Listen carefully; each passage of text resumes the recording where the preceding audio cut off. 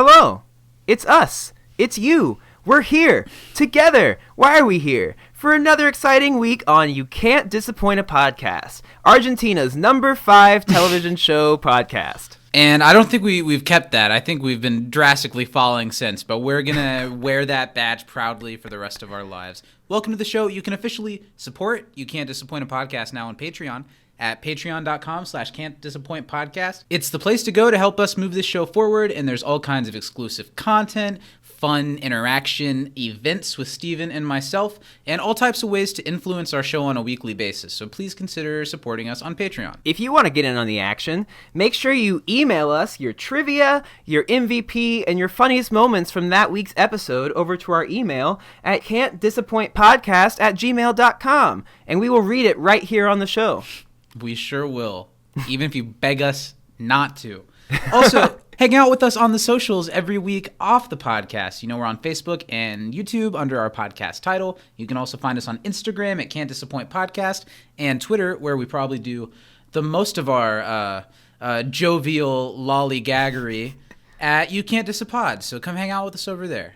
Yeah, make sure you you smash that like and subscribe button. Give us that attention that we so desperately crave. Yeah, throw us your hearts, your wallets, and a couple kisses here and there, and we'll keep on pushing out this baby of ours that we call You Can't Disappoint a Podcast.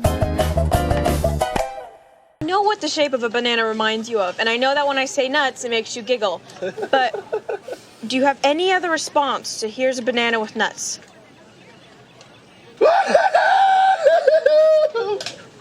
Why are we even going after this idiot demographic? Maybe don't you get it? They're not even eating these. They just like saying bananas and nuts, and I won't tell you why. That's your father's job. Come on, let's see some bananas and nuts. Oh, perhaps we should just pull their pants off.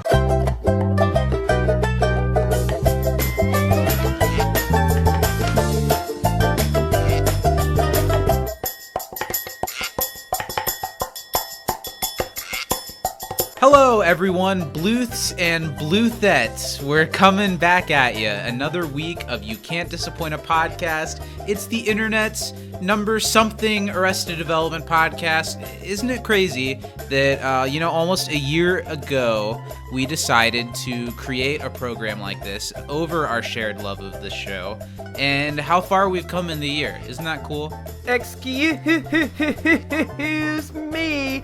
As always, it's me, and I'm excited about it too, buddy. Yeah. It's been great doing this with you. I can't believe we're almost at a year. This is our 50th foray into the dirty, sexy money that is Arrested Development. 50 is not quite the right number, but I appreciate the energy. Well, I don't count that well. Welcome to the show, everyone. Another week. Glad to talk about another phenomenal episode of this phenomenal show. I'm Zach, truly a man with low self-esteem. And I'm Steven, and I've got to get back to rehab after this, so if we could go ahead and wrap this bad boy up. That was almost mine. Nice. He's in rehab! How's your week? It's been good. I, just trucking along. I'm a little under the weather. It's probably not COVID, because, well, I've licked my normal amount of floors lately. So you haven't left your room in 11 months, so it can't be COVID. Right? You'd think. Somehow it got you. It found a way. It's all Nature those. finds a Well, way. first of all, if it weren't for, I was gonna say if it weren't for all the whores that come through here, but I'm not gonna call my escorts whores. Sure. Yeah. Hopefully, I didn't get it from one of them. That was a really funny moment. The way that Buster was totally talking about something else, and Joe's, they're not whores. Love it. They're totally whores. That's why he's so on edge about it. Mm-hmm. You watching anything? You watching any good shows or movies at the time?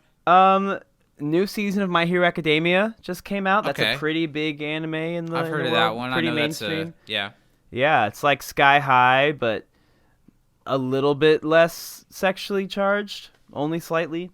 Don't tell me that Sky High doesn't get you like hard as the Washington Monument. Jesus Christ, I can absolutely tell you that. Well, I haven't watched it probably since I was 9. Yeah, and same answer. I don't think anything was. I don't know. Nothing happened down there until I was about 20. Ah. Then I met you. Hey, And I said, wow, that's weird and exciting and fuzzy. Whatever. Yeah. Let's see. I'm watching that. I watching a lot of Great British Baking reruns. That is what people are these days. People will be like, oh, yeah, all I watch are true crime murder shows and the Great British Baking Show. Or, I only watch porn on my phone and the Great British Baking Show. Or like, I only watch... I've been getting into reading a lot lately and the Great British Baking Show. I only watch the Blue's Clues reboot and the Great British Baking Show. And I only watch Arrested Development. And I've never watched an episode of the Great British Baking Show. I think you would want to bang one of the hosts. Okay. Well, that's almost certain of any program. Connection. I'll find one. You know, I'm a fan of the show The IT Crowd, right? Right. There's an episode of that show where there's like a guy that's like in a room and he's not allowed to come out of it with like really dark hair. Okay. He's one of the hosts now of that show. Oh, so do you like him? Funny guy? He's weird. All right. Well, I guess let's get into this, right? Another episode of Arrested Development. Yeah, We're talking about the grind. 17th episode of Season 2, Spring Breakout. This season's just been killing it. I mean, this whole show is like pretty strong. The first 3 seasons are just unstoppable. And it's insane. I was thinking a lot while watching this one, and I think about it whenever watching just about any episode of this show, how much they stuff in every single episode. The main Bluth family group is a pretty large group of actors compared to a lot of sitcoms' core people. Mm-hmm. And it's interesting on Arrested Development because oftentimes the characters don't really hang out with each other that much. They're all doing their own stuff. Yeah. So there's often 4, 5, 6 storylines in any given episode. And sometimes I forget it's only a 20-minute episode because they do so well with each plot line, threading it through the entire thing and wrapping it up nicely by the end. It's insane. And this episode definitely does that. Yeah, it's real tough because like there's so many things that happen. That's why, I mean, we'll get to the segment a little bit later on. I do terribly. Yeah. There's too much. There's too much. But it's worth a try. That's what makes that segment fun. You know, if like Wayne Gretzky said, that was then quoted by Michael Scott and then is being quoted by me now, hockey is cool. Nice. Hit him with the diversion. Yeah. Right? The episode was directed by the great Anthony Russo, who previously in the series directed Pilot, Top Banana, Key Decisions, and The Immaculate Election. This is his final directing credit on the series. Really? Yeah. And it was co-written by Barbie Adler and Abraham Barbie's Higginbottom. Dreamhouse. Yes.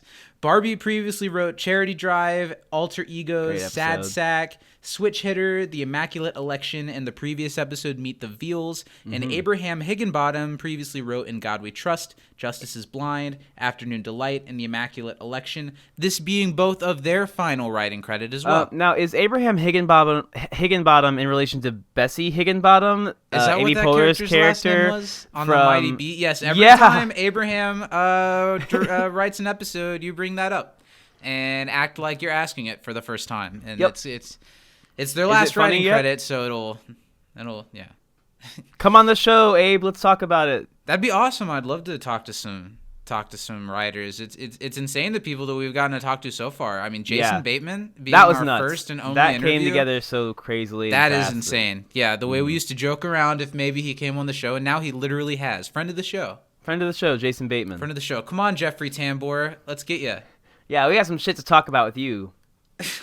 You old bastard. Well, okay, so we gotta, just for a second, take things down and because thinking about the cast and be a little bit serious for a second. This is the first episode we'll have recorded since the passing of Jessica Walter, which is so sad. She was 80 years old, and the last season of Arrested Development just came out, 2 years ago, tops? Yeah. So she was still working, and it's really sad.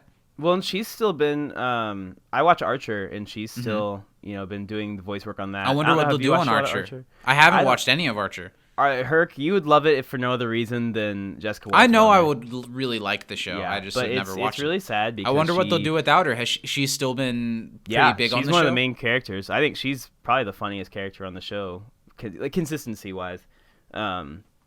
But it'll be different. I wonder if that'll kind of be because that show's been going on for a long time. I wonder if this will be kind of the signal of the end. Mm-hmm. Well, didn't they do? I know people kind of got sick of it because they did. Archer in a coma, and for like 5 whole seasons, every season was like a different coma dream, and I think people got kind of sick of that. But I think it's back to what it used to be now. Is it? I'm not up to date on the newest season. The last one they did was in space, and it was still another coma dream. I think the one after that, or okay. I think he's awake now, and That's good. It's back. Yeah. Anyway, let's do some trivia. Yeah, let's. Yeah. It's, no. rest in No. peace. Let's yeah, keep sir. Sorry, I'm so sorry. Trying to move things forward. We got to give it the time. Jessica Walter is so funny. And of course, this show is what I most know her from, but she's been working for so long and been in so many things, had so many credits. She's so beautiful her entire life. Yeah. And in Arrested Development, she's almost one of the characters that you overlook that she's one of the best characters because of how perfectly Jessica Walter nails it. She's not over the top in a way that Will Arnett is as Job or David Cross is as Tobias. She's just so in that character, and she seems like such a real person, even though Lucille's so ridiculous. And she's so funny in everything Jessica Walter delivers, which I'm sure her being an older woman. Kind of like, I don't know, on the show Community, Chevy Chase was on it, and he was an older guy having to deliver jokes. I'm sure that he's not understanding 100%. I think Jessica Walter, she was probably getting jokes that she doesn't understand 100%, but she nails each one 100%. I don't know. It's sad to see her go.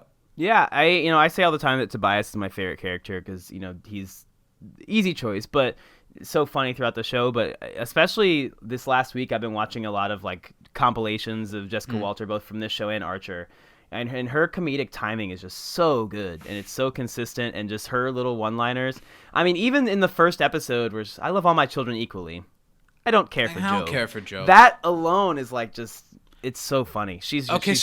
off the top of your head, what's a favorite?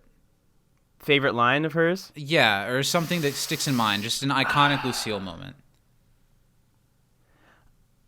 It's tough not to pull from the pilot because there's so many good ones in that one. But I'm going to go with... I think the one I want to shout out is when she's talking about hiding the juice from Buster. Yeah. That one's good. She's like, let's see you find them, mister. Or when she is at the country club and she's calling Michael, telling him that like she's upset about like not being like full-on members. If I wanted something, if I wanted to drink out of something your thumb had touched, I'd lick the. I don't know what she says exactly, but that's a good one. A couple that come to mind immediately are, a couple is talking about Buster in the army. She's like, I can't believe they took my son from me. It's like, you enlisted him, Mom. It's like, I knew you'd bring that up. Or, I knew you'd hold that against me. Or then there's one where she's nervous about she's in the apartment alone and she's nervous about people like invading, and she's talking to Michael and she says she's like, I've got a plan if they come. First I'll stick them and then I'll poke them. And Michael's like, oh, they won't know what's coming. Like, it sounds really sexual. Yeah. I don't know. I love that Lucille one's so good. much. I also love when she's telling about, she's like, Michael, there was a colored man in my kitchen last night. He's like, really, Mom? What color was he? And she's like, blue. And it cuts to her finding Tobias in the kitchen. Oh, and we could make a whole podcast. Maybe we should do a bonus episode. We can make a whole podcast about everything iconic that Lucille does. In the Big Yellow Joint episode, she like eats Oscar's pot brownies and drives to the banana stand where there's a crowd gathered around, and she's stoned out of her mind, and she runs over Tobias, and there's a big bump on her car, and she's like, what the hell was that? Speaking of bananas and Lucille, how much could a banana cost anyway? $10. $10? Here's $20. Go see a Star War. That's a good one. You better keep your shoes on, mister. He's out of control. I'll have the Ike and Tina tuna. Plate or platter? I don't understand the question, and I won't respond to it. Anyway, Jessica Walter, truly a gem, and Lucille Bluth is one of the most iconic sitcom characters of all time. One of the most iconic sitcom, like, mother figures ever. She's so funny, so biting. Man, rest in peace, Jessica. Thanks for all of the laughs, and it definitely hit a little bit different. I almost laughed harder. I appreciated her performance more now that she's not with us anymore, but it makes it a little bittersweet. Yeah, rest in peace.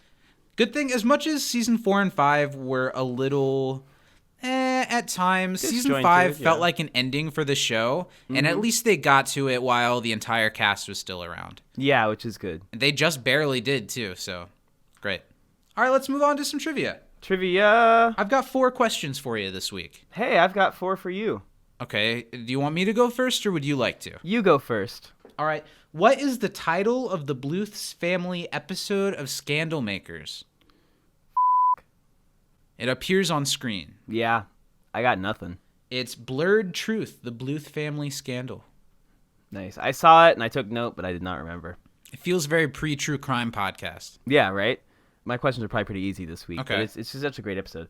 What time in the afternoon did Lucille have to get up pretty early to be drunk by? Was it like 7 a.m.? I don't know. I'm not sure. 1. Because Oh. she's like, it's 1 p.m. Is she drunk? Oh, And she's like, "You have to I be thought pretty-" of your question wrong. Yeah. It's like, I'm no prude, but it's 1 p.m. and is your mother drunk already? You have to get pretty early in the morning to be drunk by 1. Okay, what is Michael wearing during one of the Bluth family's best parties, which is a moment that I love in this episode? Oh my god, he's wearing like a... I felt like it was just like a pink like button-down shirt, but then he ends up like the sleeves are all disheveled and stuff by the time Lucille gets there, right? Or is it a different part of the party? No, that's the one. Think for a second. This is when they're talking about sending Lucille to rehab, and they're like, Yeah. remember what happened last time? And they she tried to never have an went, but it turned intervention. into a party. And it's when Tobias is like dancing and crying, and Buster's playing the playing piano. the piano. And in Job the has the background, puppet. Michael is wearing, you don't know it, do you? Job has his puppet. I don't know what Michael has on. Michael's wearing Franklin's hair, the puppet. Oh, that's what Like happened. the afros on Yep, his yep, head. yep. Nice. Okay, give me another one. How many flubs did Job have in his magic show? Was it 7? It was 7. Nice. Nice. What is the name of the settlement where they used to shoot Sugarfoot? Sunnyside. You're zip so Bluth. far. What is it? You're on the right track, but Yeah. it's Shady Pines. Shady Pines. Oof. What did George Sr. promise Kitty? A baby. Okay, that's 1. And what else? She says, "You promised me blank and a child, and I have none." Money? Power. Oh, I don't remember that. Good one. Was Tobias... Oh, it's your question. Yeah, okay. This is my last one. What does Job... And it's kind of a trick question.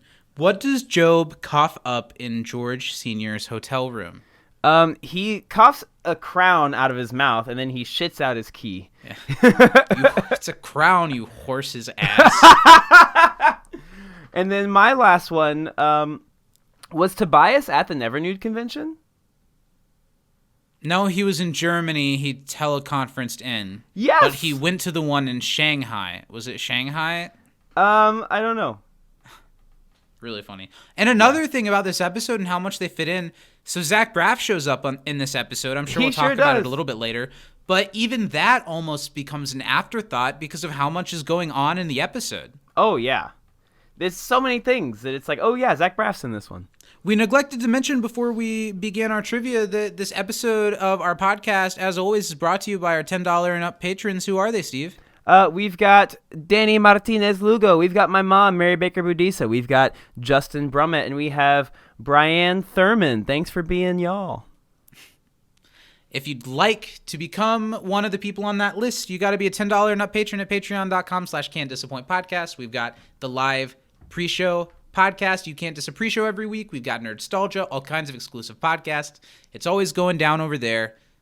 Go check it out. And also a shout out, as always, to our Arrested Development daddy at Communities on Twitter. Yeah, thanks for being the Arrested Development historian, the one that bared our loin fruit. Mm-hmm. I guess we're the fruit of your loins. Yeah.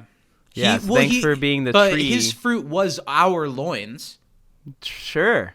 So our loins were definitely involved. Yeah, they're loins. Tender as they are. And thanks for that, Loiny. Let's move on to our next segment, something that I'm sure you're not at all prepared for. We're going to listen up close and find out if Steven is able to recap this week's episode, Spring Breakout, in 20 seconds or less. How are you feeling about the challenge I think today? that I can fill 20 seconds of things that happened in this episode. I just don't think I can get all the things that happened in this episode in 20 seconds. I've never known you to be a man who knows what to do with the whole 20 seconds. I'll try to limit my oh my gods and my oh f***s as much as possible. Yeah. Oh god, oh And man, oh always. jeez, oh god, oh man, oh Okay, jeez. I've got the clock ready. Are you ready? Let me just sip on my Lucille Bluth juice real quick. That's right. We're going to find out, everyone. Did Steven watch Watch the episode? Don't This f***ing say it. I introduced the segment of the show. All right, guys, it's time to find out. You know, now I feel weird about it. You made me feel weird Here, about it. try again. I won't say anything, I promise. Or how about we say it together? God. Let's find out. That was the problem the first time. You slut. Let's find out if Steven watched the episode this week. This week. How are you feeling? Do you think it's going to happen? You ready? I got it queued up. Let's do this. Let's do it. Count I'm me sorry down. about earlier. It's okay. I'm You sorry only- about earlier. Okay, I'm going to count you in. You ready? Yeah. 3, 2, 1. Oh, shit. Wait. We didn't read our email. God damn it! So you've got time to prepare. All right. Thanks for that round of trivia. Let's dig into that sack and see what our fair listeners have written in to us to read today about this episode. Squidward. This is going great so far. Yeah. Smooth as silk. It's smoother than a baby's thigh. What's with you and thighs and loins today? I like them. We've got an email this week. No introduction at the top. Just starting right off with the questions. Thanks for Okay. your formatting skills. Not even Will. like a little hello, I'm such a big fan, or like Nope, like just what they thought about the from episode. Peep or- Review. I can see. Okay. Only because it's a forwarded message. If I were just reading this, I'd have no clue who it was from. Okay. What animal is Michael/Jason Bateman related to? What? What the does that mean? Is it because he's an animal in Zootopia? Is it because he's an animal in Teen Wolf? Is this a shit post? I don't get it.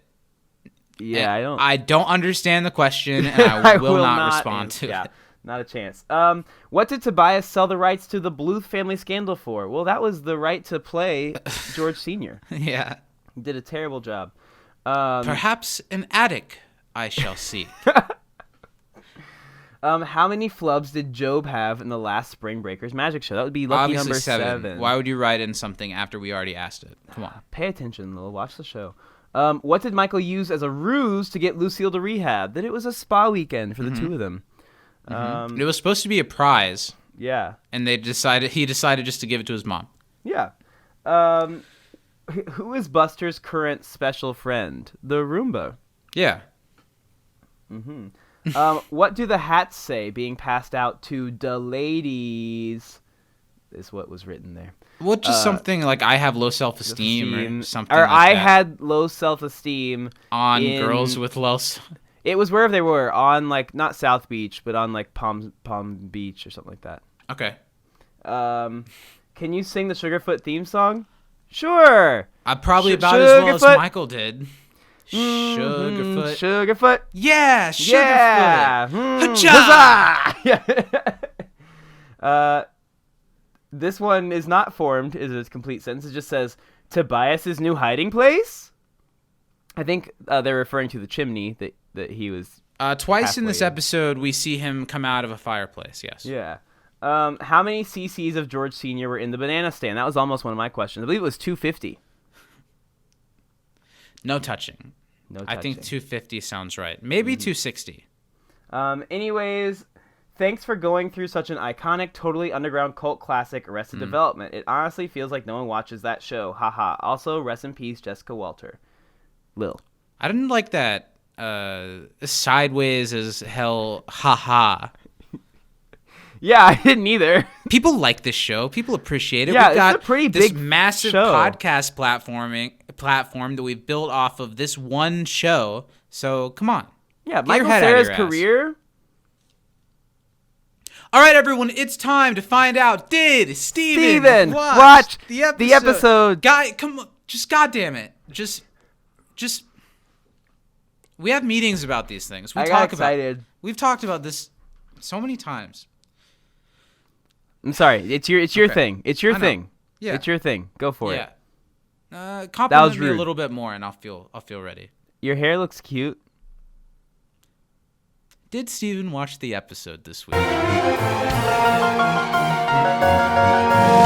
Let's find out. You ready? Yeah.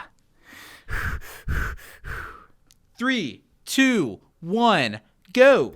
The Bluth company was just on Scandal Makers, and to combat that, they need to get some money, some investors. So he's talking to the dude, and he's like, oh, let's sign up. He said, sure, but then he's like, oh my god, your mom's drunk, and the mom was drunk, so it's time to take her to rehab. Didn't go so well last time they did that. And also, Tobias is in a chimney.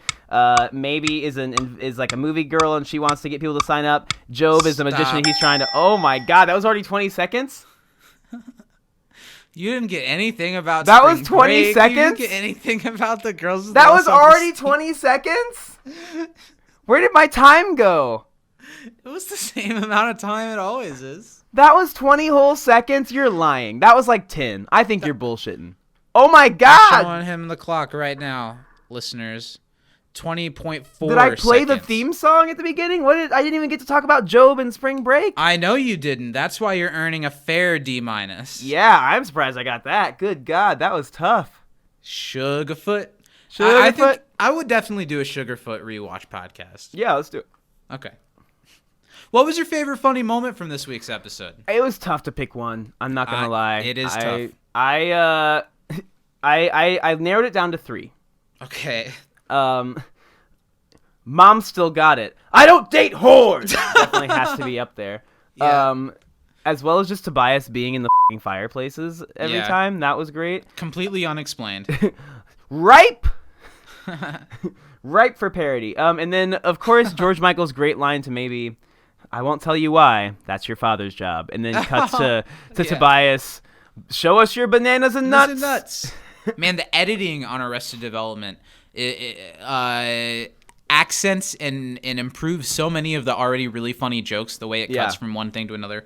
I came up with 2. My 2 favorite are the Bluth family party that started as supposed to be an intervention, and then it's everyone. the visual of Tobias dancing almost naked and Buster slamming on the piano, and then they're crying. I really like that. And then also the Sugarfoot montage, and especially how it's a fictional show that doesn't exist, obviously, and they show a fake TV guide of it and play a version of the theme song for a second, and then the way Michael tries to really earnestly go along with it, and it just not quite. Yeah, I thought that was really silly. So good. Such a good episode. What did you think of it? It's great, right? I thought it was really funny. It's a classic. I mean, there's so many great jokes from this episode that I just hadn't seen in a while, and it really made me happy. It's one that I thought, and it's kind of this way a lot with Arrested Development. I looked at the title and the description of the episode and thought, oh, I kind of remember that one. But then we watched it, and there's so many iconic Arrested Development jokes in it that I didn't remember were all in this episode. You get a Lucille Chicken moment, which is great. Yeah. Which, oh, man, an episode that really highlights Jessica Walter the week after her passing. It's really good to see. A-doodle-doodle-doo. A-doodle-doodle-doo. It's one of the most unprompted chicken moments, too. Yeah. Okay, let's dive into the episode, right? Yeah, let's do it. The episode starts, as always, with that oh-so-glorious theme song montage. It's so great. It's not exactly a theme song, so you can't say it's one of the best theme songs of all time. I mean, it is. Great But it's a little opening, bit though. different. It is one of my favorite sitcom openings. Mm-hmm. I love it. It's one of the catchiest, talk speech things. I almost sing along with it as it happens. Yeah. It's like, now the I story of definitely a did. wealthy family who lost everything, and the one son son who had no choice but to keep them all together. This It's Arrested is Arrested Development. No, it's This not. is their Arrested Development. No. There's no this. It's in the one son who had no choice but to keep them all together.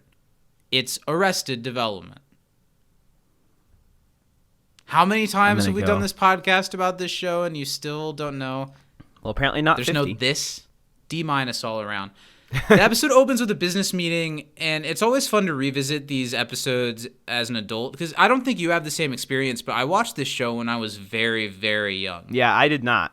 And I pretty much any time there was any business goings on or a lot of the political commentary from its time that's all over Arrested Development went completely over my head. So it's always fun to watch these scenes and kind of understand them for once. They're having a meeting with Cal Cullen, who is just this ancient man who shows up throughout this episode. And they're, because of scandal makers recently, they're trying to get this man to build some developments with the Bluth company, try to get some money and some good press for the company. It's always amazing to me that the show decided to keep the Bluth company going. It seems like, how do they make it through the Saddam stuff in the early 2000s? Wow. It's crazy. And it's even more amazing that this guy Cal is willing to meet with them even after he knows about the Scandal Makers episode and he like saw it and knows what's going on with the family. I feel like that wouldn't happen.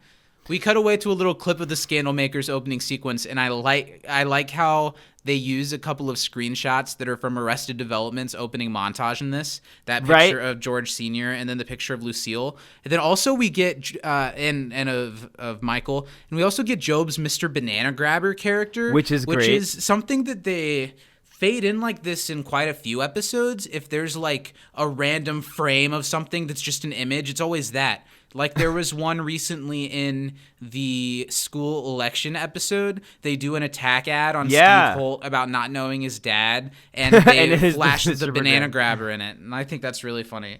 I'm Steve Holt. Steve Holt. Steve Holt. Steve Holt. Tobias really does seem like a just terrible George Bluth. And who is this kitty? It looks like Kitty. Yeah. Did Judy Greer just do it because she was in this episode already? Judy Greer also is, I know I've said this before, but is also in Archer and is so funny. One of my favorite characters. Judy Greer's phenomenal, and she's in so many things really well. Yeah. It almost does her a disservice that the Charlene. first thing I ever saw her in was Arrested Development because she's... She's now Kitty forever and always. Yeah. And say goodbye Kitty. to these. Just hair, how about hair on, hair up, glasses off? Oh, put those glasses back on. Put those glasses back on. So we see a little bit about how the Scandal Makers episode kind of told the public that George Sr.'s escaped prison and that he's kind of I don't know, he's scrounging around from place to place. The Scandal Makers episode makes it look like this real biblical event. I really love Tobias's super long beard. Yeah. That's acting right there. I also love the whole Ron Howard thing where he's just like bashing the narrator of the show. Right. That's something that happens kind of throughout the episode where Ron Howard as the narrator bashes whoever narrated the Scandal Makers and talks about how here Tobias's George Sr. is hiding beneath the house, but the actual George Sr. was hiding in a hole near the house, which the shoddy narrating didn't tell. And then perhaps an attic I shall seek. We get, which is such a beautiful thing.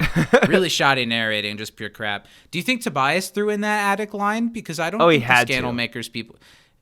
not very many people knew that George Sr. was living in the attic. One of them was Tobias, so I think George Sr. wouldn't say this. No. We're back on track. Yeah, the Bluth family is back on track and scandal-free, which... That's like... Louis C.K. showing up and trying to do stand-up again. He's like, oh, I'm back on track and scandal-free. Yeah, but you masturbated in front of people, Louis. Or like, but you guys worked with Saddam Hussein, Michael. Actively and knowing, with his willing consent. And Lucille shows up to the meeting, and it's just great. Her demeanor in this is great. How she's kind of pilled up and also drunk. And she bursts into this meeting. Why would you start the meeting without me when I don't think she's nothing in the company. There are times in the series where she is. I don't think she is right now. No. I just think she's like, I'll go to the meeting. She's like, well, I'll go to the meeting. Sure. And Michael introduces Cal Cullen to his mother, and Lucille goes to sit down at the head of the table, just laughing and drunk, and Michael talks about the spa getaway that they're going to be giving to someone, and Lucille drunkenly complains about how Michael doesn't take her to a spa. Have to live high and dry, when Lucille is certainly not dry. Lucille's like hand on the hip, like who you calling drunk kind of thing is really funny. She's so funny. And then a great line, Michael, I'm not a prude, but it's 1:00 in the afternoon. Is your mother drunk? And the one you mentioned when Lucille laughs at it herself. We get the cutaway to what led to this. Lucille, early in the morning, sick with pain from a hangover, goes to the pill cabinet, looks at pills, sees an eye image next to the no alcohol image on the pill bottle. What would the eye be? I think it's supposed to mean like sleep. Drowsy eye, the narrator drowsy says it. eye. Yeah, I think like I have never seen that on a pill I bottle. don't think I have either. But yeah. Lucille Sleepy takes it as a winking suggestion that you can totally drink, and that is very much a walk that someone who just wants to get drunk with their pills will take. Like, well, I mean, when she winks back at the bottle. Super funny. Then we cut to her sitting in the car, and they make it look like she's being responsible and realizes she shouldn't drive. Says, no, I'll call for a car. Unfortunately, though, it was after she had already ran into something in her parking garage. She walks away from the smoking car into a pole. Who the hell put... Yeah. How did she get to the meeting? Did she... She must have called for a car. Also, she might have also already been in the parking garage of the Bluth company by that point. That's true. Sure. You're right. I was assuming it was at her apartment complex. I was too, but maybe she was already there. And she's like, well... That's right. Cal is obviously not so sure about doing business with the Bluth family, regardless of how good of a deal it might be, because he doesn't want to end in a scandal makers type situation, which I totally get it. They're danger written all over. And that prompts Lucille, which is just the worst thing to do if you're trying to make a business deal with someone. She calls him a chicken. And yes, Lucille whips out her chicken dance. We're slowly through the series. Every time one of the chicken dances appears, it's a momentous occasion, and we've got another one for the annals in the history book. Lucille's is great. What are your thoughts on Lucille's chicken dance? Lucille's is towards my top. I really like hers quite a bit. I think that Job's is great as well, as is Lindsay's. But Lindsay's is great. Lucille's is probably my favorite. What's Tobias's? Tobias does his ones. I can't remember what it is, but it's also weird. George Michael does his in one of the last seasons, doesn't he? Yeah, he just goes cluck cluck cluck. Yeah,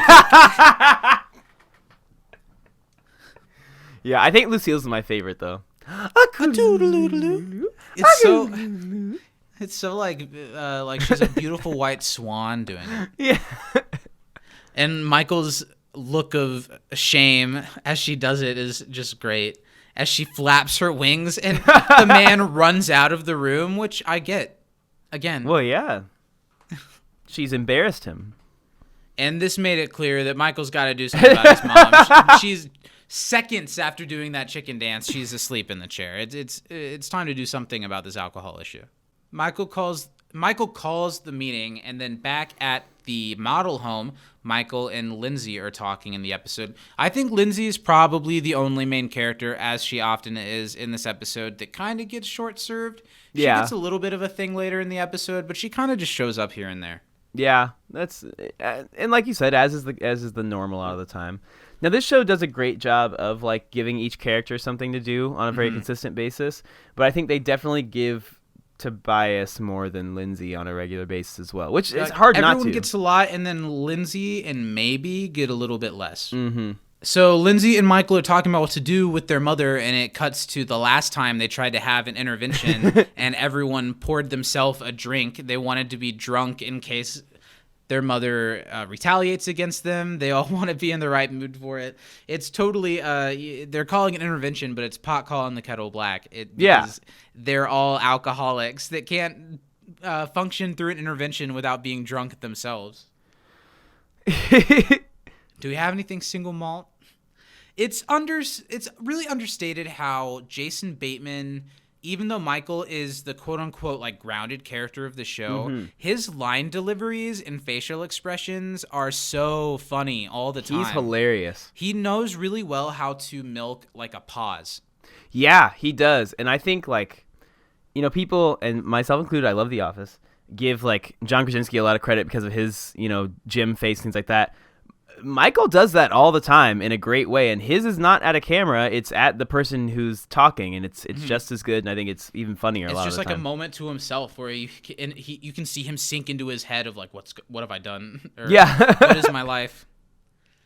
And then we get a flash forward from that, and the intervention didn't work. It turned into one of the Bluth family's best parties. You have a prowling. It says on the closed caption here that Job says, "You're a mesh," but I thought he was like, "You're a bitch." Oh, no, I heard mesh. Trying to say mess, I get it. Yeah. now. Also, Tobias is in the fireplace. Yep, he's in the fireplace waving. It turned into one of the Bluth's better family parties. Everyone's having a good time. Tobias dancing is like he's on speed or something. Yeah. He just can't stop grooving at all. Same with Buster, who's just really going at that piano. And Buster at this point had never had alcohol or anything before, so he is just high on life. On the playing energy away, everyone else is putting tickling off. those Having a great ivories. time. And then at the end of the night, it always takes a turn. Tobias is crying, but still, as Buster plays the piano, kind of like somberly. Really funny. I like Job's line here when Michael asks why he hasn't been around when he says he was going to be out for the holidays, meaning spring break. It's spring break. Spring break. Job might be my favorite character, but I like this Job a lot. show is so impossible to pick a favorite character because they've every single character has reasons to be the favorite character. It's one of the most evenly divided sitcom casts ever. Oh, every totally. character is so funny and bizarre in their own way.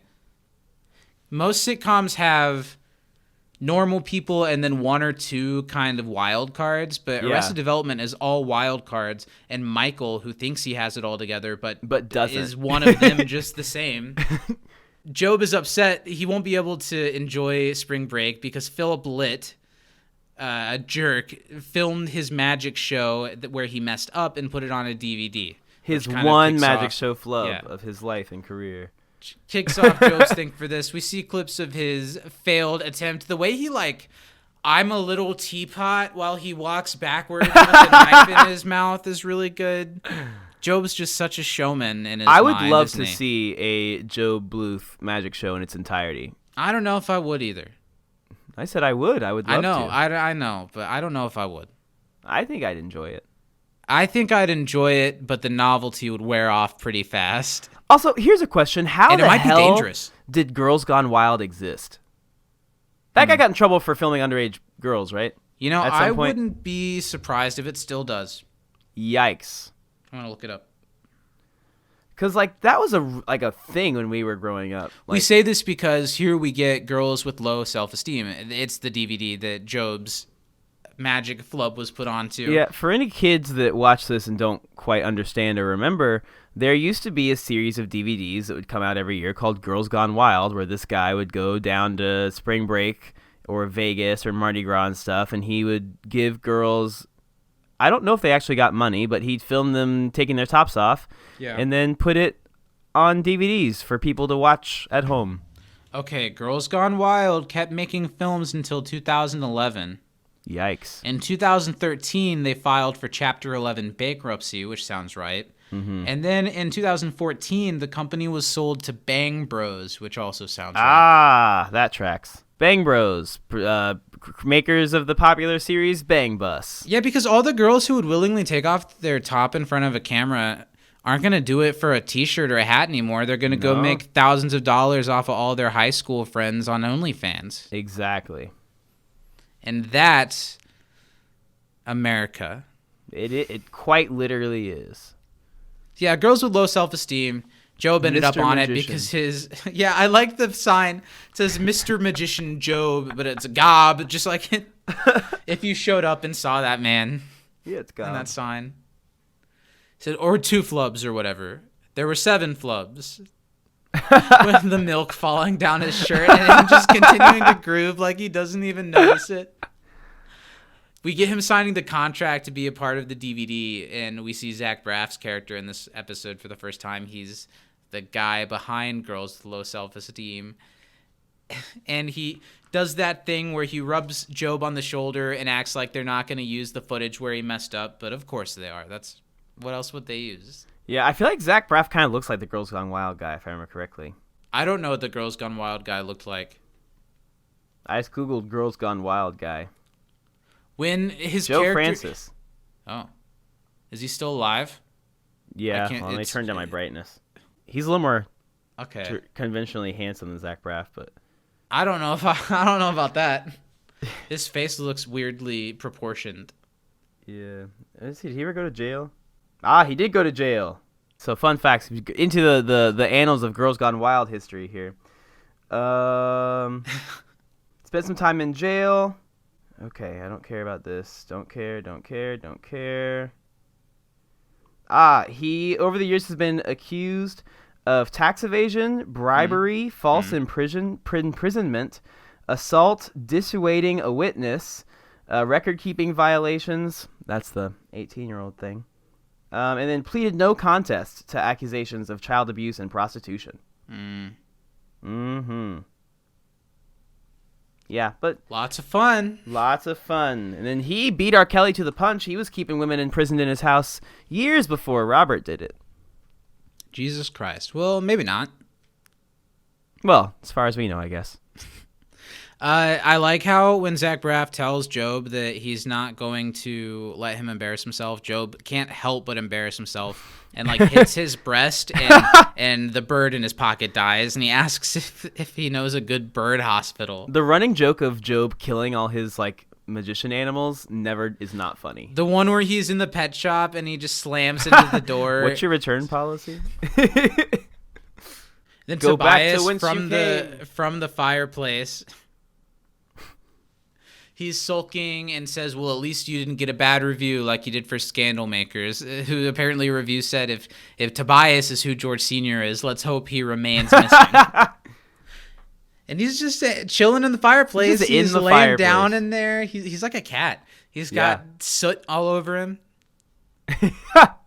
But the press loved Dave Attell for his cutoffs while playing Tobias. And then the narrator explains that they did it because of Tobias being an Evernude, but television audiences didn't quite understand that because the narrator sucks and he didn't explain shit. But we know about it because our narrator is good. Exactly. And Job just writes him off. He's like, no, mine's worse. You should have seen. He's really upset, and he says, they were laughing at me, which causes what I think is lighter fluid, right? It looks like milk. Lighter fluid or milk? It looks like milk, but I would why would it be milk? Why? I don't know. Why would it be milk? Why would it be lighter fluid? Because he like moves his hand and it'll be like the fireball. Well, that's his least consistent trick. Illusion. Illusions, Dad. Tricks are what a whore does for money. But whatever, he says, they were laughing at me, and it makes his thing go off, and then we get a shot of every family member laughing at him. Because even Tobias, who's ridiculous. It's awful not to. Lindsay has heard a little bit about girls with low self-esteem, and it upsets her that women are being tricked into taking their tops off, which in this day and age, people might have been, no, you prude, you shouldn't. What? Come on, it's fine. But when actually, yeah. Yeah, it's pretty terrible. Yeah. Like, hey, you want $20? Show me your boobs. Wait, are you 18? He says after filming them naked. Well, that just gave me deja vu to our first conversation with each other. Yeah, it went pretty much like that. So I did not ask for Zach's age because I knew. And I did not get $20. Both true. Another ingenious editing cut, how Lindsay says she has a daughter that she doesn't want corrupted by the media. And then we cut to how maybe is more corrupted by the media than any of them because she's working as a Hollywood movie studio exec, which is so ridiculous. This was such a funny like thing. And I liked it because maybe didn't get a whole lot going on other than the fact that George Michael liked her, right? Wanted to bang her. Yeah. This was a storyline that was just her own, and it's really funny. All of her interactions with people while she works here with, I think, what's the character's name? This man. I know he's played by a man named Jeff Garlin who shows up in a lot of stuff. Yeah, I only think of him as Jeff Garlin. He's been on Wizards of Waverly Place. He was like their uncle or something. Mm-hmm. I saw. They don't reference it much in this episode, but the script that maybe is trying to improve by observing Spring Break throughout this episode is called The Young Man on the Beach, and they reference in an earlier episode that it's a modern-day reboot of The Old Man and the Sea. Yeah. But they ditched the old man, and they went with a beach instead. Which is kind of how, like, a lot of movies do. They're like, oh, well, this is based on this Shakespearean play, but it has nothing to fucking do with it at all. She's the Man. Yeah. Based on Shakespeare's Twelfth Night. Okay, Amanda Bynes. I think you just made She's the Man and got embarrassed about it, so you wanted to... I love She's the Man. I love Amanda Bynes. Yeah, I hope she's doing well. I hope so, too. She seemed like she was after I that hope whole she's doing debacle. better. Remember when Amanda Bynes' notoriety was that she was like tweeting every day for Drake to please have sex with her? Yeah. I wonder if they ever did. I If doubt Drake's it. just waiting around for Millie Bobby Brown. I think he's pretty hard in the Millie Bobby camp. Come on the show. Let's talk about it. We're Any getting of you into some three. sordid topics today. Yeah. So yeah, Let's hope that we're not arrested for our development. So yeah, stepping right over that. Maybe is being set up on her thing this week where she's going to observe Spring Break and learn how cool teenagers actually talk to make the script better. And there's the little exchange where he kind of flirts with Maybe. Is that what's happening? I thought he was talking about like a line that she had in there. Says, I'm not drunk, but I'm willing to be. Hint. And then the blackmail thing. Oh, no, he did Maybe say that says, to her. Maybe says that he's going to be really easy to blackmail and he just leaves. Yeah. Yeah, because he doesn't realize that she's a 15-year-old girl. Yeah, they do pull some jokes like that in this storyline. That's a little. I don't know if they'd be able to do some of the sexually edged stuff nowadays, or It'd if be they a little should have tough. then. Mm-hmm. Yeah. Back to Lindsay, still upset about the girls with low self-esteem, talking about what she can do about it. Job brings out that, well, she must just be jealous because she's a surfboard. But he agrees that the guy's a pig, even though he just called his absolutely beautiful sister a surfboard. A surfboard, yeah. Lindsay instinctively hits him when he says that, obviously, and then more milk lighter fluid comes out. I'd like to think that it's somehow both. Michael tries to segue it back to talking about their mother and how he really wants to get her into rehab. Tobias says she won't go willingly, and they all make suggestions, or they're talking about what they should do. And Job says he has a suggestion, but it's that Lindsay should get breast implants. And it has nothing to do with rehab for their mother. So Lindsay hits him again, and it sets off the milk lighter fluid stuff even more. And he says, come on, this stuff is expensive. That doesn't help any on deciding what it is. No, it doesn't. If you're going through milk like that, that would be expensive, just like I'm sure lighter fluid would be too. Write us in, everyone. Milk or lighter fluid. Milk or lighter fluid. Everyone's favorite game. Send it in. Win a prize. We'll come on the show and talk about it. Yeah, was it milk or lighter fluid? America needs to know. So as usual, Michael's kind of realizing that Michael's kind of realizing that if he wants anything to happen here, he's gonna have to be the one that does it. It's why does he even try anymore to ask his family to help? It's true. It's always a mistake. So he walks into his mother's apartment, and his mother is using Buster's hook to hack away at a chunk of ice to break it up. And he brings in a surprise for her, making her think that he's going to take her away on a spot getaway. The prize that was being given away makes Lucille think that she's won it when she hasn't won anything. They were going to give it to an employee this week at the spa and use it as like a photo op, but Michael is now just using it as a con to get Lucille into rehab. But it works. Usually Lucille's pretty clever, but this seems to work. That she really Gets thinks right they're over going to a her, spa. yeah.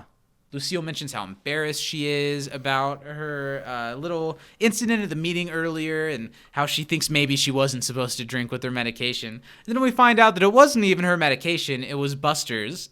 For phantom hand pain? Yeah. Aw. That must be a Dr. Feelgood. Oh, yeah. She talks about who she's going to take. She thinks maybe Oscar. Michael says that he wants to take her and they can spend the week together, which you can see in Lucille's face that makes her really happy to have some time with her son. And then Buster pops up in the background, and it's really funny how he's worried about being alone and he doesn't think that they should go, but as soon as he realizes that he'll be alone with the Roomba for a week, That's fine. You can go wherever you want. I'm good. Buster is so funny. I know we've talked about this 100,000 times, but you need to watch Veep. Oh, sure. I would love to. Yeah, There are Tony several Hale shots. is maybe. I don't want to say he's better on Veep, but he might be better on Veep. Wow. Mm-hmm. There's so many funny moments of Lucille walking in on Buster in bed with another person. It happened with Lucille too. It happened with Lupe. And Come on the show, Lupe. And then it happened with this robot in a previous episode. And that makes me think of Lucille yelling at the robot like she does Lupe. She yells in that voice, "Robot, like come pick this up." We get a little security camera footage to see the incident that occurs when Lucille is taken into rehab. And later on in the episode, we see another perspective of this with Oscar there. Is he there in this? Do we see him? Is it not planted yet. early? There's, no. Okay. That happens later on. So Michael's signing papers for his mother on the security camera. She realizes it's rehab and runs away. Michael chases after, and the security guards also chase after her really violently. Michael takes her to the ground. Yeah, Michael tackles her this first time.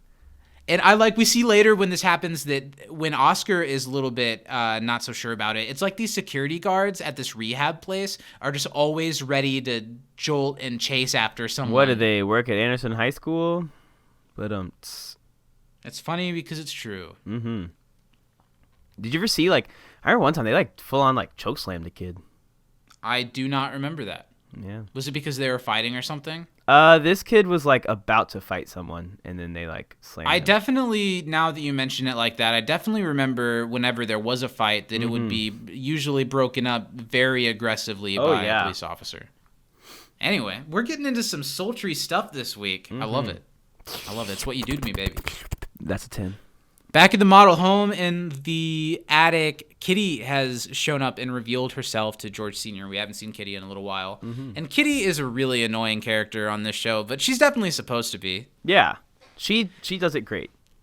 Kitty has realized that George Sr. probably isn't dead and that he's not in jail because of the Scandal Makers episode, and Tobias's line made her realize that she's probably hiding out in this attic. She figured it out, just like everyone else who watched Scandal Makers. Yeah.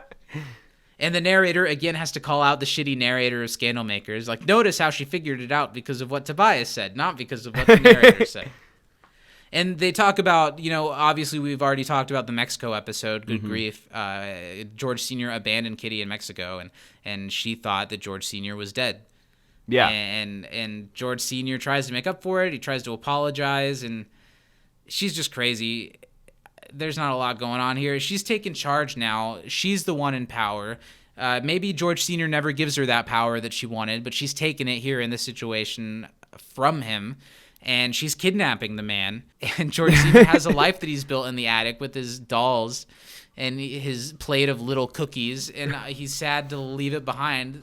There are people who depend on him. There'll be nothing without him. I love how all the dolls are angled in, looking almost at them talking. They're like, hey, are we going to get those cookies? There's so many good George Sr. in the attic moments. Of course, he's talking to Michael and he's like, I don't let them tell me what to do. I don't let them tell me what to do.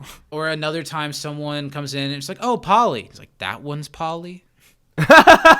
So George Sr. says he's not going to go, and Kitty says if he doesn't comply, that she's going to give away a cooler of evidence against him that she has, and it'd be bad for George Sr. George Sr. says he needs a moment to say goodbye, and he's planning on going. He has a heartfelt goodbye with his new friends that he's made. They never get to finish their dominoes game. It's very sad. Which is tough, yeah. Maybe you and George Michael are working at the banana stand together, and it's a way for maybe to do some research and figure out how guys talk for the movie. And guys definitely don't talk like this. Not the ones that, maybe in mid-2000s Florida on spring break. This is not Florida, California. Same country. I want the hot chick to serve me. Don't we all? That's just not the way it goes. No, never is. We all want the hot chick to serve us, but end up with the Michael Cera's. Yeah. Hey, Michael Cera could be a hot chick if he wanted. Michael Cera, I love the man. He was honestly like a good-looking kid. Yeah. But he has grown up strangely. He looks like the same, but with... You remember that movie that he was in, Youth in Revolt? Yeah, I like that movie. Yeah, he looks like that. He looks like the rebellious version of with him the from that mustache. movie. Yeah, It's like the old. Have you seen This Is the End? yeah, where he's It's doing like he's coke turned and, into that version of yeah, himself. unfortunately. The more you see him, and especially in season 4 and 5 of Arrested Development, where they try to make it look like it happened just after season 3 or something Yeah, like that, it's and then in weird. season 5 they try to make it look like it happened just after season 4 6 years ago. He looks more and more like a shadow person. He does. This Is the End, by the way, I think is a garbage movie. Oh, I could not disagree more. I like the first half, and then I I think really- it gets really unfunny. I really love that movie. I really liked the first half. I would love to have that argument with you sometime. I would. We'll talk about I it on the agree pre-show or that this. Yeah, I agree that the second half gets ridiculous, but it still made me laugh. I haven't watched it in a long time though. Maybe it would be worth revisiting. That Yeah, would be. A good I would question. watch it again because I really, really enjoyed the first half of the movie, and then I think I was like, huh. I was also watching it with my mom, so maybe that's why I hated it. Maybe you would enjoy it more, if you partook in a little bit of the devil's grape leaves.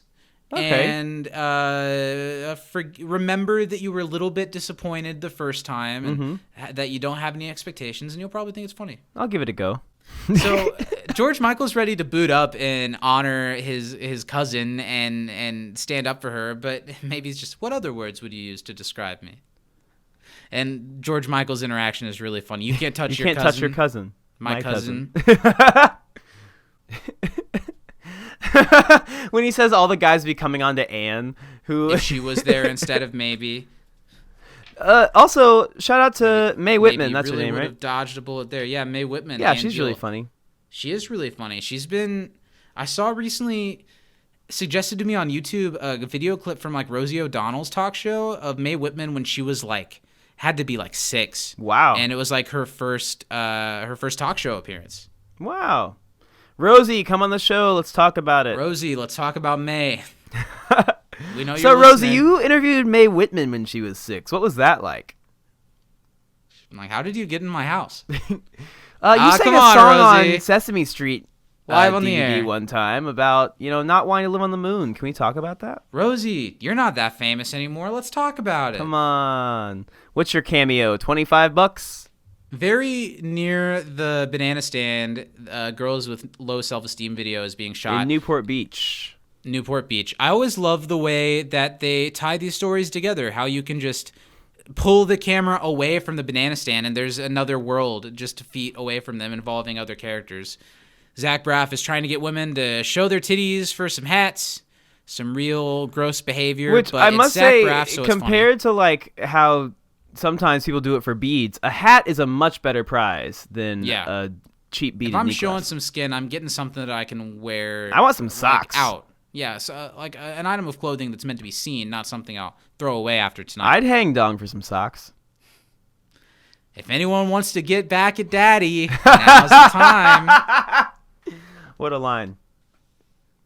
Cut. We got And a then Lindsay surfboard. shows up. Yeah, we got a surfboard in the shot. Cut. How mean. That's so funny. That's a Always Sunny D kind of joke. Yeah, it almost. is. Because Lindsay's beautiful. Yeah. But we got a surfboard in the shot. Come on. And Lindsay's there to be a mom and to be a party ruiner and to stop them from taking advantage of these girls. I And the think she crowd found like boos. 3 or 4 women to like put on shirts and march with her. And I refuse to call him anything but Zach Braff is really clever with this because he's like, you know what? I like it. I like your energy. You're hot. Give her a hat, Barry. But it's to get her to shut the up because he's probably used to stuff like this happening. And this is a way to dissuade the situation real fast. Yeah, give her a hat. But Lindsay's not backing down. I want you to leave these women alone. Good for Lindsay.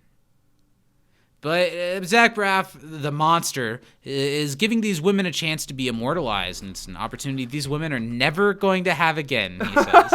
Just, So mean. it's a make or break moment in all of these women's lives. When did Lindsay get these shirts made? That's a good point. And the signs. Yeah. And one of the girls is like, oh, I want to be idolized, and lifts her protest shirt up to show her boobies. Eileen, stop it. Lindsay tries to make them stop, but they've been taken up by the energy. People just feed on attention and stuff, and they're being given attention and stuff. And yeah. This is no way to get your daddies to notice you. Cut to Lindsay's daddy being very nearby, not noticing her. And he's locked up in what appears to be a hotel room by Kitty, and he is continuing to be yelled at Kitty. She was promised power and a baby, and she's gonna take care of it on her own. She takes a ransom photo of George Sr. Very embarrassing. Bad news for George Sr. Mm-hmm. Guy can't catch a break, but he is kind of, You never promised Crazy a baby, which, man, I have gotten myself in over my head on that one. Steven could pop any day. Yeah, you made a mistake there, Chief. Yeah. I want one of our dedicated fans to make one. You know how they'll make little animations of, like, Turk and JD, like JD being pregnant and, like, Turk at the hot. I want someone to make one of those of us. I'd love it.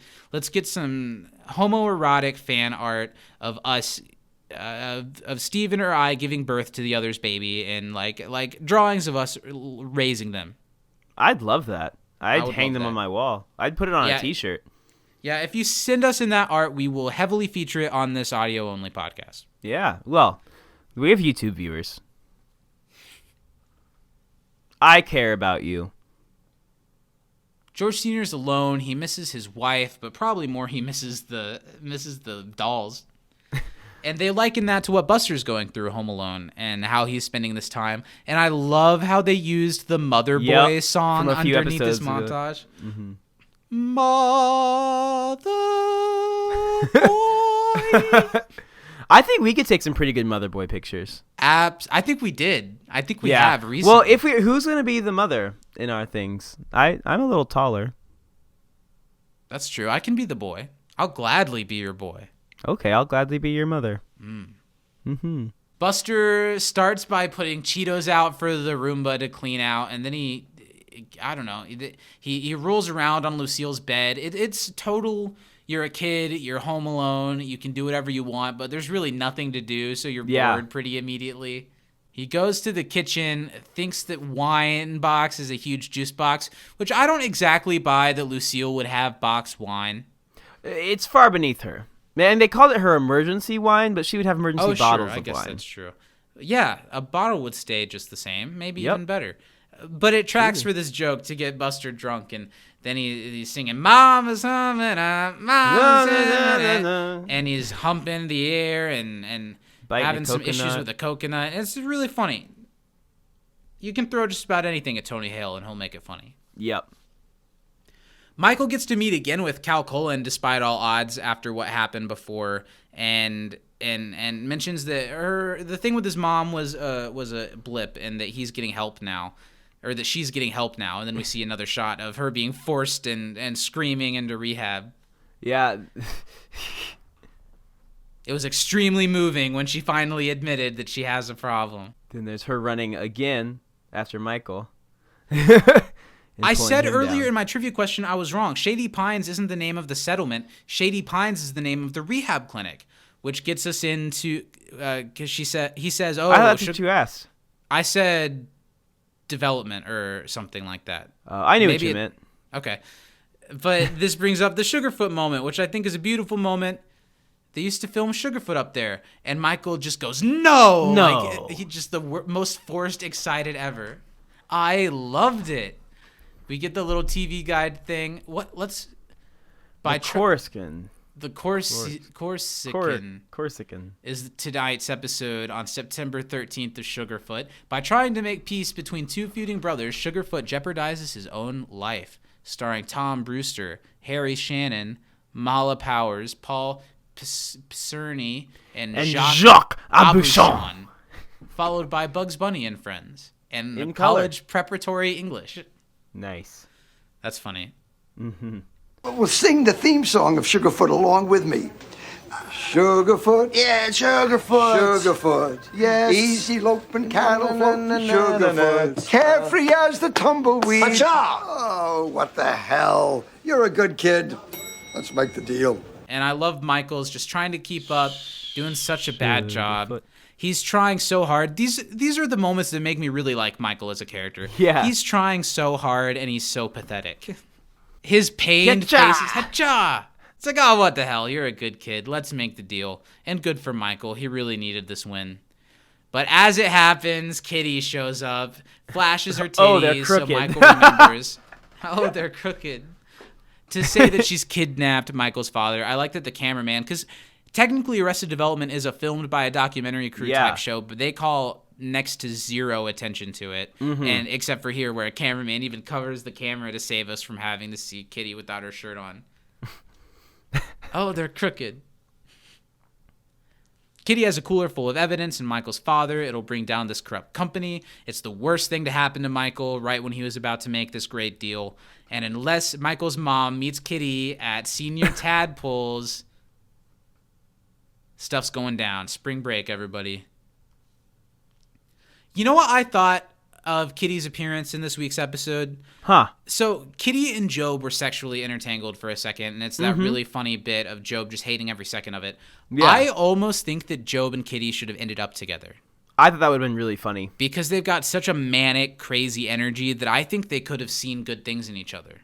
Well, yeah, and Job could every day arrive in front of his family and say, I Kitty. Yeah. I Kitty. There's another episode where Job sets Michael on a date with a really ugly woman played by a man. I'm pretty sure played by Principal Figgins, and her name's like Abba Shamar or something. And Oh my God! And Job has sex with her because he thinks it's what Michael wanted, and it's like I Abba Abba Shamar. Shamar. Why? Yeah. Doesn't he also? No, he doesn't end up sleeping with Anne, does he? Yeah, he does. Yeah, he does sleep with Anne. Yeah, he does. They get engaged. Boy. Yeah. Oh God. They get engaged. They appear because George Michael finds her on his boat, and Job appears on the Christian program as it is such as also is such unto you or something like that. Anyway, this episode, God. Michael shows up in the attic to see if his dad's really gone, and there's this really serious shot that zooms in on each of the dolls and on Michael's face to what's going on, what happened to Dad. And then he receives a call that Buster has been found drunk. How was he found? He was just in the apartment. What do you think he did? I have no idea. He must have found his way out in the hallway. He's like a stray cat that snuck out or something. Yeah. But Buster feels good. He's better off without his mom. He's got the coconut stuck to his hook, so that'll be an issue. Yeah. But Michael wants to bring their mom back, and Buster's like, oh, God, good. And they make a plan on how, and with Lindsay and Buster and all, we're forming a brain trust to figure out what to do with the Lucille situation. She just got into rehab, but now we need her out to meet at this bar to save their family. I also love that you can kind of already see Tobias's head in the fireplace a second ago when they're over there. So he's just waiting. Yeah, you can kind of see right behind Lindsay. Job's disappointed that the lady he's checking out at spring break is his mother. And we get this amazing interaction that leads to the mom still got it. I don't date whores. A great Will Arnett delivery. He just snaps. And Lindsay is really on it. She's still fed up. Yeah. She's fed up. This objectification of women must be stopped. And Michael, it's just mom and whores. That's a really funny line. It and is. Lindsay also comes good up for Lindsay because Lindsay normally doesn't stay on things this long. She normally would have given up by now. She's fighting through. Good for you. And she comes up with the idea of men with low self-esteem. Let's see if we can get men to take off their pants, see how it feels. And Tobias is very excited about this idea, so he steps out of the fireplace once again. That is a great social statement. I shall get the video camera. This is ripe for parody. This is right. He just wants to see boys' Linuses. I love that they use that word for penis. It's so funny. Right. It's such a good word. Ripe for parody. There's a really great pause where they all are quiet for a second to let set in what just happened, and then Michael goes, "Here we go," and then they all start to leave. And so Michael went back to see his mom, and we get another found footage security moment. Somebody's trying to escape. Another person trying to escape and being tackled. It's just commonplace. That's how everyone gets into this place. And we get a little scene of Lucille in her rehab room with Michael. Lucille as mean as ever, even in rehab and sober. And Michael explains that Kitty wants them to meet at a bar and that she'll give up evidence if she doesn't go. And Lucille turns it back around on him, obviously, like, oh, so you trust me enough to go to a bar? What's going to happen? But Michael has no choice. He wants to save the family, as always, and gets Lucille to agree to go to the bar. The only thing that she says that she needs if it's going to happen is then that Michael and her will have to spend a spa getaway together, which is a little sweet. It's cute. And Michael turns it around to a self-esteem thing. You have high self-esteem, right? But rehab because he wants to make sure kill that anyone's self-esteem. Yeah. Well, yeah, he wants to make sure that she's not going to be taking. That she's her not top going to be off. taking her top off anytime soon. Spring break. Spring break. Joe comes in very excited and says, "We need to go. I've set up a diversion." And then we get when Oscar is brought in. He uses Oscar as a diversion. "I'd like to check my uncle in for rehab." I thought we were Oscar thought they were buying some pants. So he sets up for Oscar to get caught by the guards to distract them so he can hop behind the desk and black out the cameras so they can get Lucille out. Even though Job's showing his own face so clearly. Own face. We cut to Senior Tadpoles. Lucille and Kitty have made the table together. They're having this big business meeting. Lucille just looks fabulous. Yeah, what an outfit. Her fashion. Just fabulous Top old tier. lady outfit. Just fabulous. What Kitty wants from Lucille is material given to her that would allow her to have a son from George Sr. Gross. Yuck. But she's right, because we get a little cut away that George Sr. was taking a hair growth drug, and he thought that it would harm his fertility, so he saved some of his semen in case he ever wanted to have a kid again. Yeah, That seems I pretty got some fair. saved for you just in case. Right. Well, I mean, I'm already with child, Well, and so are you. twins. News came out that the drug that he was using for his hair kind of worked, and we see it that it gave him like stubble all over his face, but no hair on his head, and it wreaked havoc on the central nervous system. I didn't exactly get why this led to the monkey pill joke. Did you? I don't know if it's just because it like made his arm do like some monkey shit, or because it like made him hairy like a monkey on the face. Yeah. I wasn't totally sure. That might be it. Lucille gets interested though when because Kitty says you could just do it yourself. You got George Sr. I'm sure he'll have sex with whoever, but he won't touch her. He said he doesn't cheat on his wife anymore, and Lucille treats it like it's the sweetest, most swoon thing she's heard in a long time. The bartender announces drinking contest, and I love how this bartender now interjects all the time throughout the scene to yell things when stuff happens. And Lucille makes a deal. Of course, she ends up drinking at this bar. Makes a deal with Kitty that they'll drink for it. Kitty's heard that Lucille doesn't hold her liquor so well anymore, but we'll see what happens. You know, never trust Lucille Bluth. Lucille Bluth. She takes the shot, downs it, just one off the tray, but that one didn't count. Man, what a badass moment That's that is. badass. We get a really funny scene after that. Job and Michael meet up in the pool area outside of the hotel where George Sr. is being kept. And Job shows up with a replica of the cooler that holds the evidence so they can switch it out and get their dad out and replace the evidence. And Michael doesn't quite understand what his point is, but Job really needed this to feel better about his magician skills. So he just is like, "Oh, sure, Michael. How do you do that?" And I like when Michael says, he does this like speed it up kind of thing. Like, come on, just get it out. Tell me what you're saying. But yeah, they're going to switch out the cooler, the evidence cooler, so they can take the evidence. They'll also take their dad, and they'll get out of there. Kitty comes back. Everything's normal. It's like they were never there. But Michael understands. But Dad's gone. Long gone. But it buys us all the time in the world. I got it back, Mikey. The self-confidence. I am a magician. I'm saying when Kitty comes back, notices that Dad's gone, first thing she's gonna do is check the cooler, see if the evidence is still there. Buys us like 1 second. I am a worthless magician. Not true. No, I can't even do one now. simple Please, trick. I'm don't covered say in that sweat. about yourself. Look at It's a me. great trick. I'm surprised Michael says not true. You think Michael would be like, yes, Yes, you are. correct. Would have been flawless if he had a decoy dad, too. And he literally did, and he just did. wasted it on the rehab. There's and the guy, my last bait and switch. There's a really great, if you look at the top left camera, this cop takes out his nightstick right before like it cuts away, where he's about to just like start whooping on Oscar. That's a running joke on Arrested Development. so Whenever good. there's a Yeah. cop, one of them jumps with a nightstick. Really funny. I love it. Job leaves because he's no longer needed here, but Michael gets him back on board, makes him feel better. The extra second that it makes, that extra cooler, might make all the difference. And then Job says, okay, great. Just give me a couple of minutes to catch my breath.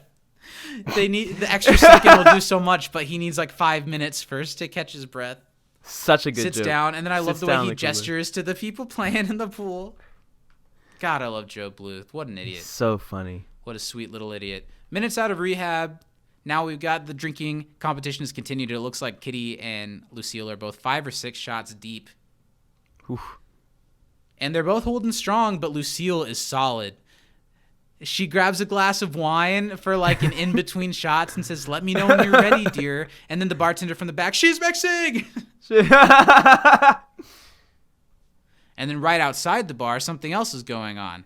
George, Michael, and Maybe are still working at the banana stand, maybe still trying to get information for her movie, and we get talk about how when she says bananas and nuts, it makes people giggle. She's looking for more responses so she can write more down. She's just been getting the giggling out of everyone she's tried, I'm sure, and says, do you have any other reactions to the simple high school or college spring break guy? And he just, woo, and laughs and goes away with his bananas. Pretty stupid. Why are we even going after this idiot demographic? Super stupid. Men are stupid. Men are dumb. And I'm one of them for sure. Mm-hmm. And George Michael, they're not even eating these. They just like saying nanners and nuts. But I won't tell you why. That's your father's job. Cut to, come on, let's see some bananas and nuts. Perhaps we should just pull their pants off.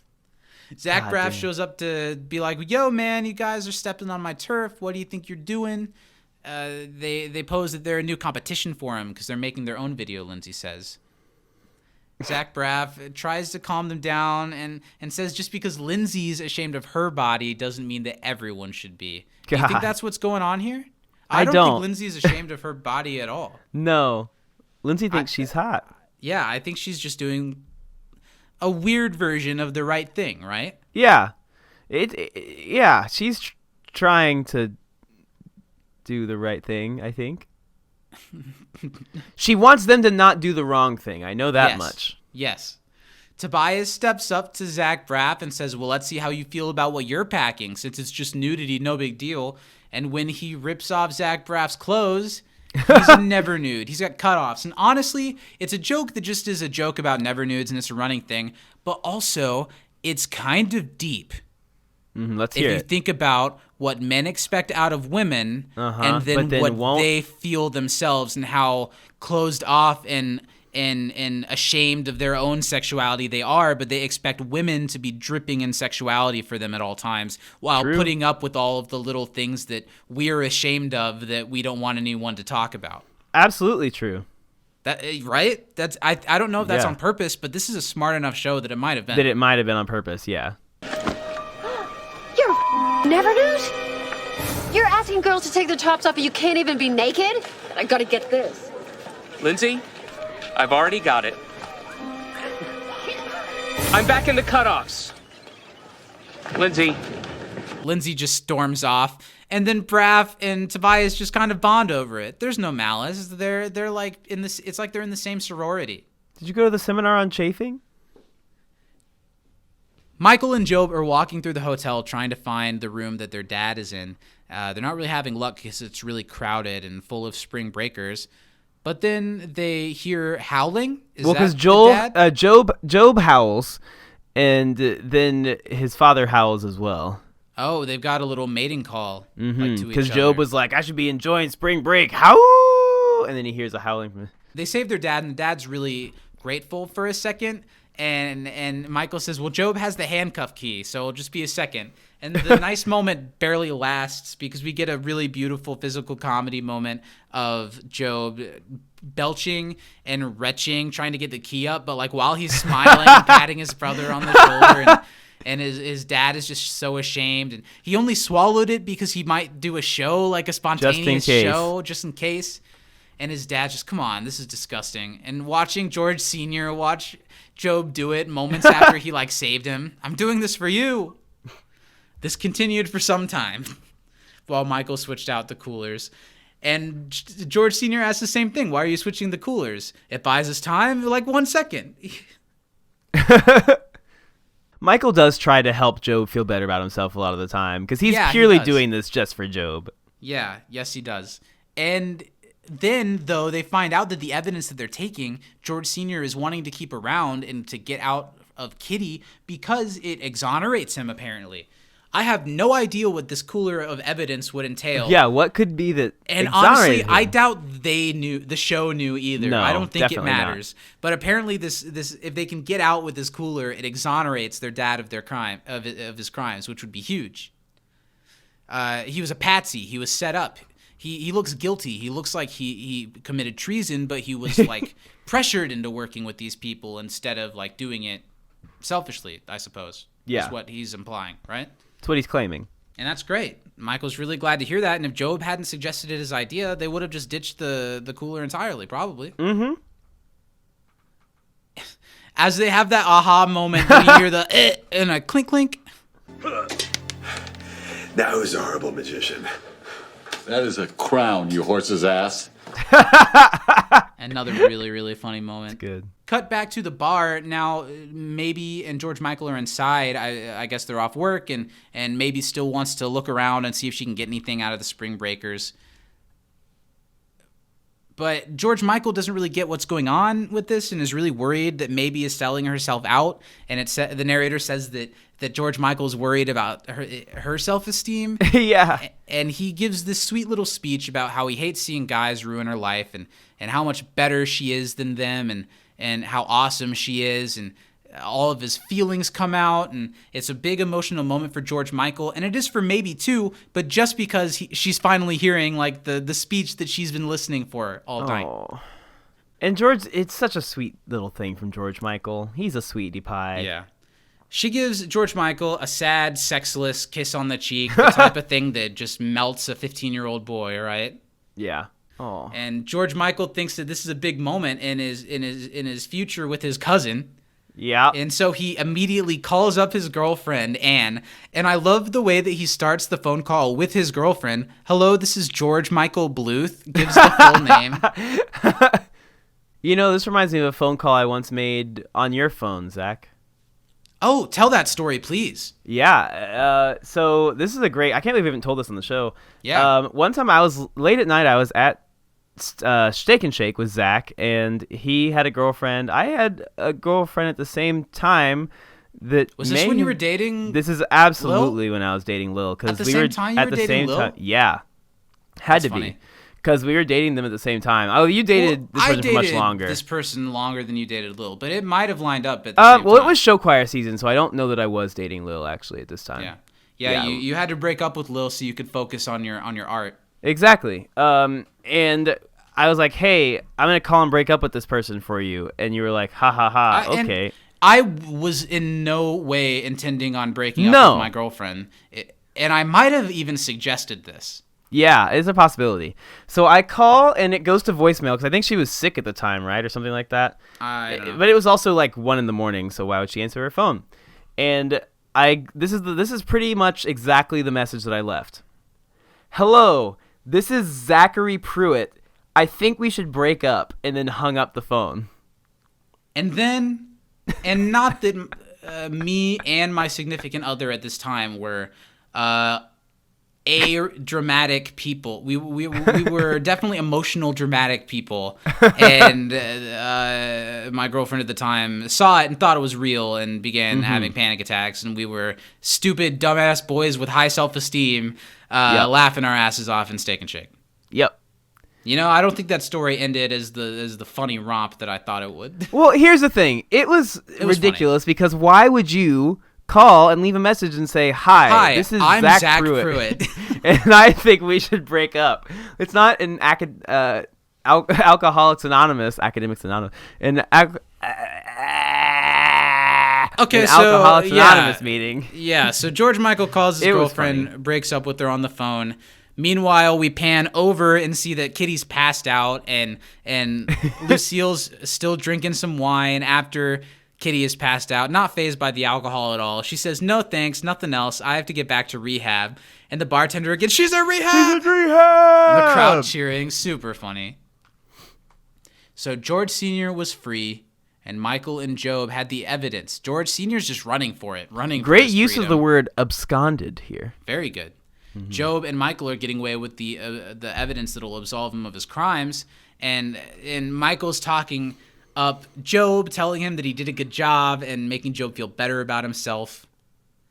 Thanks to you, this family could end up being okay. Now Job has the self-esteem he needs, and someone even walks up, a spring breaker says to him, aren't you the magician who always does something stupid? And we get a really dramatic, Job has these moments all the time, and they all play really well. He's like, not anymore, looks at his brother. Not anymore. And then he immediately trips and falls and drops the evidence into the pool, and now it's gone. They're laughing, Michael. They're laughing. They're laughing. That was his problem in the first place, that people were laughing at him. Yeah. But now he likes it. No, I thought he was miserable. Oh, I thought he was saying, like, they're laughing, Michael. I thought he was like, they're laughing. They're laughing. Okay, that's because they're like playing keep away with like a CD of evidence. And the narrator gets to wrap up the story and gets to tell us that they've lost the exonerating evidence, and then gets to end the episode saying, and that's how you narrate a story. Really funny. Well done. Now we get the pre-credits scene on the next Arrested Development. Let's see what we're getting into next week. Obviously, these never happen next week, but I always like to think that they'll finally start doing it real. It'll finally be real, and this will be next week's episode. So what are we seeing next week? Lucille's going to get some disturbing information about how the cooler from the banana stand is lost, and that was where George's semen was left and frozen. So now Kitty, the decoy cooler, is full of what she wanted to begin with. So it works out perfect for her. Kitty gets a win. And they completely recreate that scene from the end of the first, I think it's the first episode. There was 250 cc's of your father in that banana stand! No touching. And Jessica Walter pulls it off so well. The yelling. Her face is pretty scary. No touching. Michael. And that's the end of this week's episode. What a great episode of a sitcom that I love so much. Phenomenal. I have zero complaints about this. No, it's a great episode. So many things that made me laugh. And boy, is it tough to pick out an MVP. Who is it for you? For me, regardless of the things going outside in the world, I think I still would have made this decision. But I think it would have been tougher. Honorable mention to Job. Job was fantastic this episode. I thought really, really funny. But I got to give it to Lucille. I think that the drinking contest, the rehab stuff, it was all just so funny. And then especially at the end, the callback to the banana stand thing was just so good. Rest in peace, Jessica Walter. That's my MVP this week. Absolutely, my MVP this week is Jessica Walter. And maybe if this hadn't happened this week, I would have thought she was the easy pick and given it to someone else. But she really does shine in this episode. I'm sure I would have given it to her no matter what. Obviously we knew we were doing this episode before she had passed away. And then her passing away and doing it made it all the more resonant. And it would feel wrong not to give it to her. So yes, 100% Lucille earns the MVP this week. After MVP every week here on You Can't Disappoint a Podcast, when we're done talking about Arrested Development, we have one more segment, and that's to discuss. So we have our MVP, but who was the least valuable Bluth? Which Bluth, as we always decide, was the one whose crimes were the most horrendous in this episode? Who is the top sinner of the Bluths in this week? I'm gonna give it to Mr. Buster Bluth because he got drunk. He, took apart the Roomba, and he got his hook stuck in a coconut. It's Lindsay. Lindsay for you? Yeah, because she, without the proper permits, goes into a public place filming, asking people to take off their clothes. Yeah. Horrendous. It's Lindsay. Two bad Bluths. Two bad Bluths. Couple of rotten bananas. But we're not too black. We're not two blacks. You're right. No, we're just half. One. Yes, half of us. Half of us. We're two. You've heard of four non-blondes. We're let's not name it. Let's not name it. We're not two bad Bluths. We're mother and boy, and that comes together to make mother boy. I think we've done it. I think we did it. Congrats. Next week on the next You Can't Disappoint a podcast. Season finale. Yeah, next week's the season 2 finale of Arrested Development. We'll be back to talk about the Righteous Brothers. Super excited to dig into it. I already know it's the one where the model home begins to like collapse into a sinkhole. Yeah. It's a really good one. Really excited to look into it. Make sure to send us in your trivia for next week's episode, your MVP, and your favorite funny moment to can'tdisappointpodcast@gmail.com. Where else can the people interact with us, Steve? Well, for all your Arrested Development needs, we're pretty active over on the Twitter at You Can't Disapod. We are also on Instagram at Can't Disappoint Podcast. We're on Facebook at You Can't Disappoint a Podcast. And we're on YouTube as well. Make sure you come check us out for all your Arrested Development episode-by-episode analysis needs. That's us. All right. I think that's it. It's been great. I love doing this show with you. I love Arrested Development. Yeah, I love both of those things, too. Rest in and peace you know what I love Jessica third of all? Walter. What? You. Aw. I'll take it. I'll take it. From inside the banana stand, Black Lives Matter, Stop Asian Hate, I'm Zach. I'm Steven. And do you have any last words for the people? There's always money in the banana stand. You always know how to make my banana stand. Hey-yo! All right, we got to get back to rehab. Let's go. See ya! Bye. Rehab! Mother and boy.